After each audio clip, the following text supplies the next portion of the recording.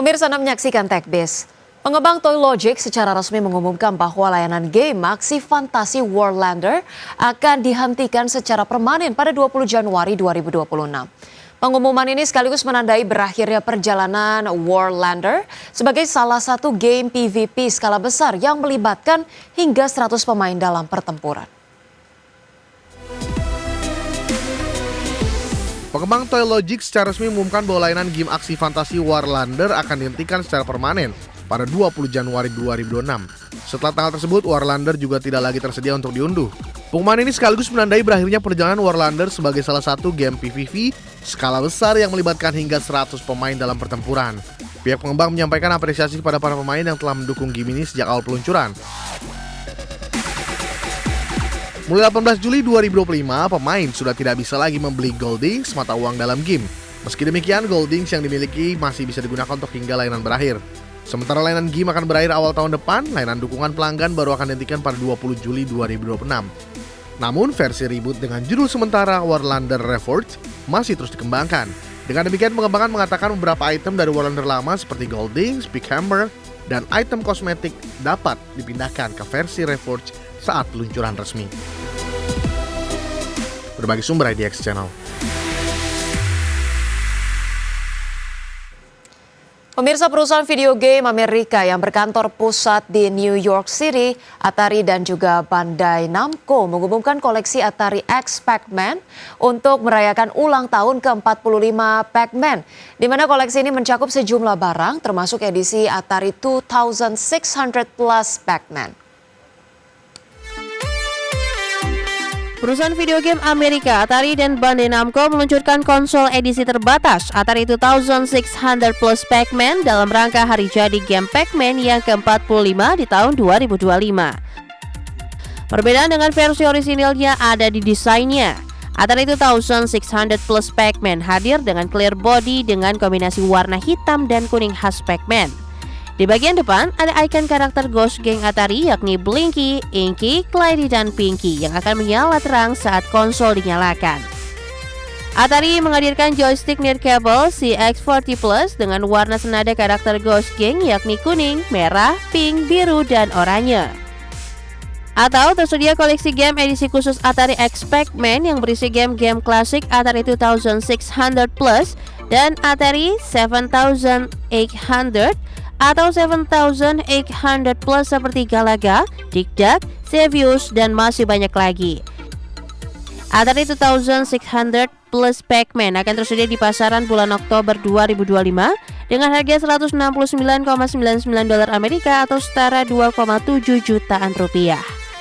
Berbagi sumber, IDX Channel.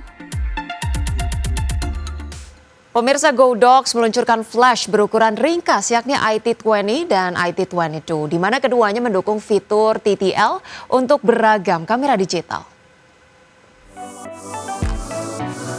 Godox meluncurkan flash berukuran ringkas yakni IT20 dan IT22. Serupa tapi tak sama, meski sama-sama ringkas, keduanya mengadopsi desain yang berbeda. IT22 terlihat lebih tinggi, bobotnya juga sedikit lebih berat di kisaran 52 gram. Sementara IT20 desainnya lebih melebar dengan bobot hanya sekitar 45 gram saja. Kedua flash ini mendukung fitur TTL dari beragam kamera dan bisa juga diatur secara manual. Pengaturan output kekuatan cahaya tersedia 6 tingkatan, mulai dari 1/32 hingga 1/1. Untuk konsumsi daya, keduanya bisa menghasilkan 700 tembakan cahaya untuk sekali pengisian daya. Jeda antara setiap satu tembakan juga cukup cepat, hanya sekitar 1,5 detik saja. Pengguna bisa memasang beragam aksesoris modifikasi cahaya seperti filter warna, diffuser, dan honeycomb grid dengan sistem magnetik. Kedua flash ini juga didukung aksesoris hot shoe riser untuk menaikkan posisi flash dan mengatur sudut kemiringan pantulan cahaya. Godox IT20 dan IT22 dijual dengan harga $50 Amerika atau sekitar Rp800.000. Pemirsa, pengembang dan penerbit video game Saber Interactive telah mengumumkan Clive Barker's Hellraiser Revival akan segera dirilis untuk berbagai konsol. Hellraiser Revival adalah game aksi horor pemain tunggal untuk bertahan hidup. Pengembang dan penerbit video game Saber Interactive telah mengumumkan game aksi horor bertahan hidup barunya yang berjudul Clive Barker's Hellraiser Revival. akan dirilis untuk PlayStation 5, Xbox Series, dan PC melalui Steam. Hellraiser Revival adalah pengalaman horor bertahan hidup aksi orang pertama pemain tunggal yang akan membawanya ke dunia gelap imajinasi Cliff Barker yang penuh liku. Kepala bagian kreatif Saber Interactive, Tim Willits, dalam blog PlayStation mengatakan sejak awal perjalanan ini, tim pengembang telah mencurahkan segenap semangat, kreativitas, dan tekad untuk menciptakan apa yang diyakini sebagai pengalaman bermain Hellraiser yang definitif. Di sini, pemain akan bermain sebagai Aidan yang harus bertarung dengan berbagai senjata ke jarak dekat dan jauh, serta menggunakan kekuatan mistis konfigurasi Genesis untuk mengalahkan musuh-musuh jahat. Belum ada tanggal pasti peluncurannya, namun pengembang berjanji akan mengungkap lebih banyak detail di tahun 2025 mendatang. Bagi sumber ADXC. Pemirsa, dunia teknologi sekali lagi unjuk inovasi. Google baru saja mengumumkan pencapaian luar biasa lewat sistem peringatan dini gempa bumi berbasis Android. Sejak diperkenalkan pada tahun 2020, fitur ini telah mengirimkan hampir 790 juta peringatan gempa ke seluruh penjuru dunia, menjangkau hampir 2,5 miliar pengguna Android. Android Earthquake Alert memanfaatkan jaringan ponsel pengguna sebagai detektor dini. Sensor di ponsel mendeteksi getaran mencurigakan dan secara otomatis mengirim data ke server Google. Jika sejumlah besar perangkat di satu area melaporkan hal serupa, Google langsung menganalisis dan menghitung estimasi kekuatan serta pusat gempa, lalu secepat mungkin mengirimkan peringatan ke pengguna di area terdampak. Ada dua tipe peringatan yang diberikan sistem ini.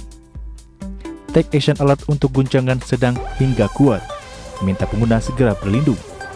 Sedangkan Beware Alert diberikan bila guncangan diperkirakan lemah hingga ringan, bertujuan meningkatkan kewaspadaan tanpa menimbulkan kepanikan.